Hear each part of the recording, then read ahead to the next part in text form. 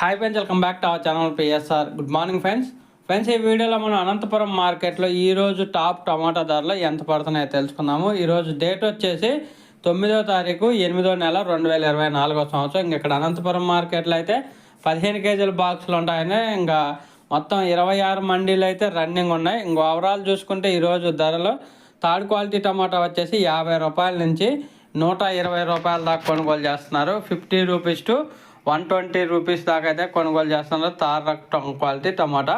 అలాగే సెకండ్ రకం క్వాలిటీ విషయానికి వస్తే 150 రూపాయల నుంచి 250 రూపాయల వరకు అయితే కొనుగోలు జరుగుతున్నాయి. 150 రూపీస్ టు 250 రూపీస్ వరకు అయితే కొనసాగుతుంది సెకండ్ రకం క్వాలిటీ.